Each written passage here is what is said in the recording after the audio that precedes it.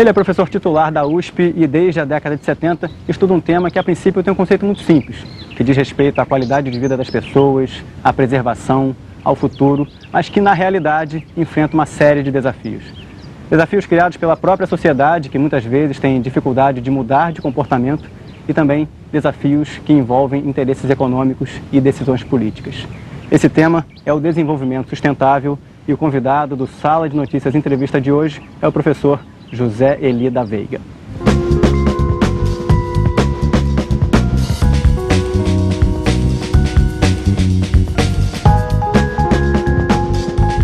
Professor, eu vou começar fazendo uma reflexão sobre o passado.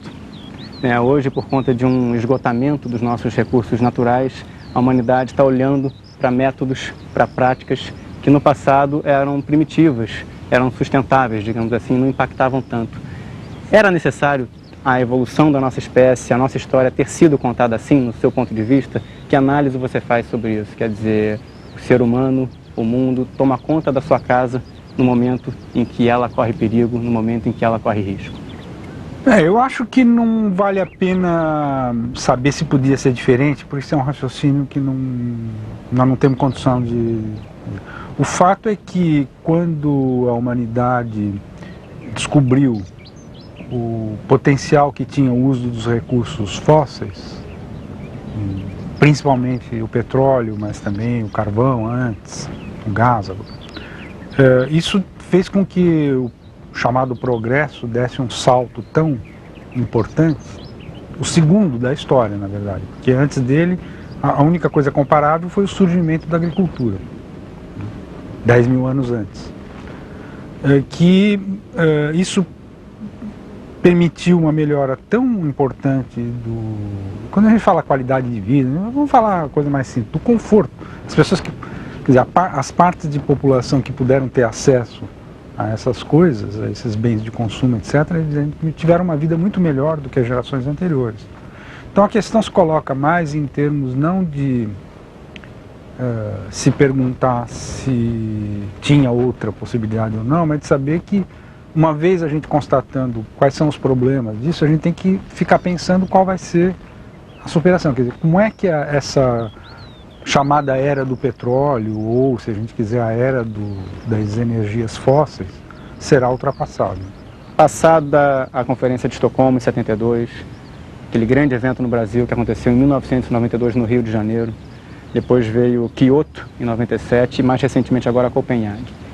Qual é a análise que você faz sobre a capacidade da diplomacia internacional, a capacidade dos chefes de Estado tomarem medidas que caminhem nesse sentido da sustentabilidade? Porque a impressão que me dá é que os prazos são sempre postergados e a situação vai piorando a cada dia. Veja bem, é fácil ser pessimista quando se olha para as negociações internacionais. No entanto, o problema é muito complexo e envolve uma questão de solidariedade com gerações futuras, sendo que a gente sabe que nós temos dificuldade até de ser solidários com as gerações que estão aqui, quer dizer, com quem já está. Então, não adianta imaginar que esse processo seria simples, poderia ser simples, etc.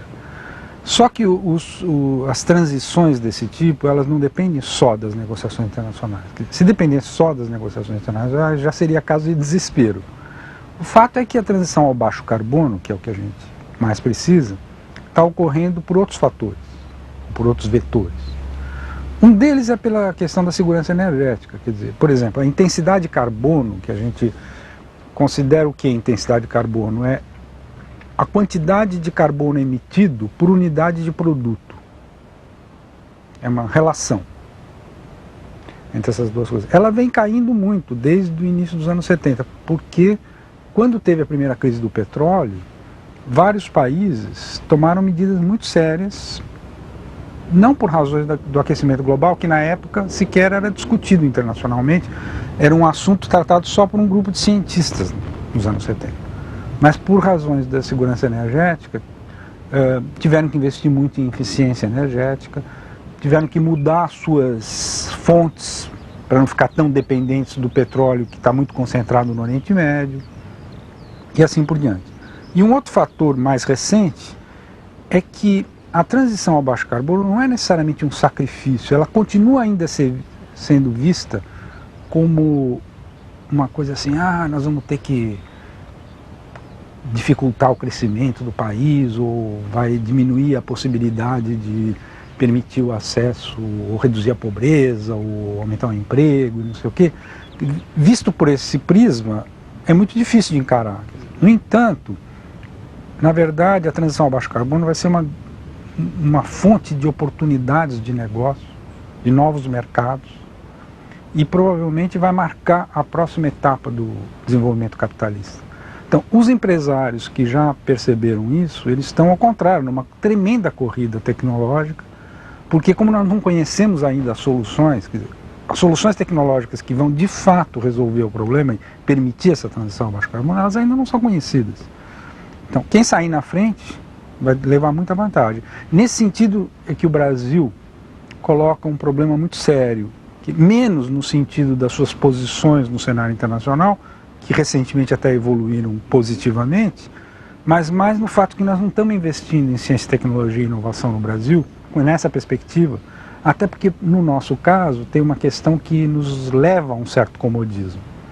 É que embora o Brasil seja um grande emissor, ele é emissor por questões pré-industriais. Primeiro, por causa do desmatamento e das queimadas na Amazônia, no Cerrado e em outros biomas. Mas também, e agora é o segundo lugar, as emissões de metano da pecuária. Não é? Quando você olha para o resto, que para os outros países é o principal problema, é o setor industrial, transportes, etc., nós somos relativamente limpos, né? Muito mais limpos que qualquer outro país, outra economia comparável. Por quê? Primeiro que toda a eletricidade até hoje pode ser fornecida basicamente por hidrelétricas, e também porque a gente desenvolveu o etanol. Mesmo a matriz energética sendo considerada limpa, você citou agora há pouco a questão das energias renováveis, né? A eólica, no caso, talvez, a solar. A gente tem grandes investimentos no país, né? Do ponto de vista de matriz energética, que é a usina de Belo Monte e as usinas de Rondônia, de Santo Antônio em geral. O caminho a ser seguido, avaliando os impactos, sobretudo, das usinas hidrelétricas, é esse mesmo? O país não deveria justamente investir em pesquisa científica com outras fontes? São duas coisas diferentes. A primeira questão é a seguinte, que é a maior de todas. O Brasil precisaria ter um sistema de ciência e tecnologia muito melhor do que ele tem. Não há consciência sobre essa questão no Brasil, a não ser de uma pequena parte da elite, mas o Brasil não está encarando esse desafio, não vai ser uma potência mundial como se espera, e muito menos vai se desenvolver durante o século XXI se não fizer esse esforço.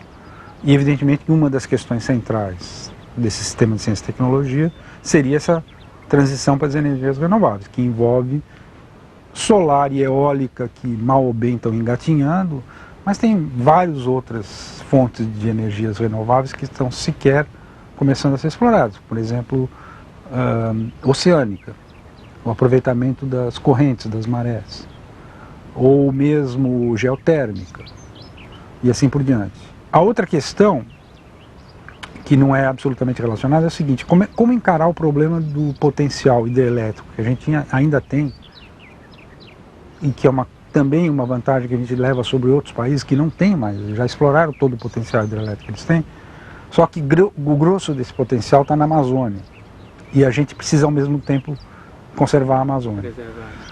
Então, eu tenho a impressão que a solução, infelizmente, ela não está sequer sendo debatida a sério ainda no Brasil, que é a seguinte: nós temos que fazer uma análise de todas essas bacias e decidir quais são aquelas que vão ser sacrificadas. Nessas vai ter que ter transparência, debate, os estudos de impacto ambiental vão ter que ser bem feitos. São coisas que não estão acontecendo. Por exemplo, Belo Monte, do meu ponto de vista, desse ponto de vista, da maneira como foi encaminhado, é uma tragédia. Se você fizesse um planejamento global, você poderia dizer: algumas bacias serão preservadas e outras serão sacrificadas, e por serem sacrificadas, então nós vamos discutir mais uma questão de compensação, de como é que os impactos negativos serão compensados. Quando você percebe uma empresa fazendo alguma coisa muito errada, é melhor, em vez de xingá-la, de pensar: bom, quem são os clientes? Quem que está... Quer dizer, no fundo é o seguinte: se nós não fôssemos tão coniventes com as coisas erradas que as empresas fazem, ela já teria evoluído muito mais.